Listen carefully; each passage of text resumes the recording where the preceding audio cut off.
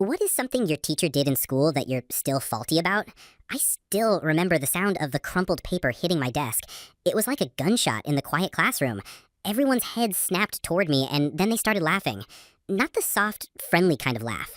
The cruel kind. The kind that burns your ears and makes your stomach twist until you want to throw up. The note wasn't mine. I didn't even know what it said. But my teacher, Mrs. Hanley, picked it up from the floor, opened it, read it out loud, and then looked straight at me with that cold little smile on her face. "So," she said, loud enough for the whole class to hear, "this is what you think of your classmates." I froze. My brain was screaming, "What?" My mouth opened, but no words came out. And then she read the note, word for word. Quote, "Jessica smells like a trash can and probably eats glue," unquote. The class exploded with laughter. Jessica, who sat 2 desks away, turned bright red and glared at me like I'd ruined her life. And I just sat there, stunned, trying to breathe while the room spun around me. I didn't write that note. I swear on everything I didn't. But Mrs. Hanley didn't give me a chance to explain. She just stood there holding the note like a weapon and said the words that burned into my brain forever. "Stay after class. We need to talk about your attitude." That was the peak. That was the moment my life in that school changed forever. Because after that day, nothing was the same. And the worst part, what she did to me after class was 10 times worse than reading that note out loud.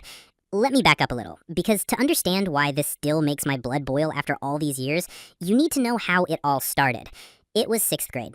I was that quiet kid who never really caused trouble, never got in fights, never talked back.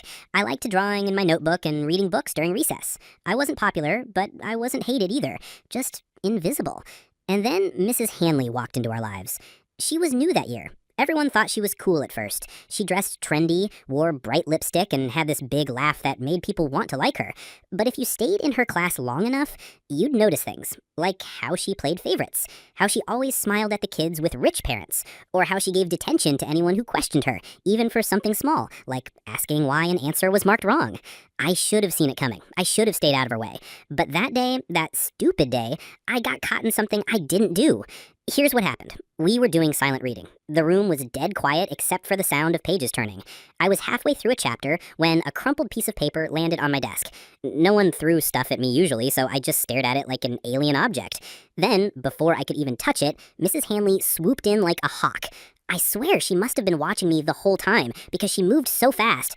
One second, the note was on my desk. The next, it was in her hand. "Passing notes, huh?" she said, loud enough for everyone to hear. My stomach dropped. I didn't, but she was already uncrumpling it, her lips curling into this little smirk. And then she read it out loud, every single word. By the time she finished,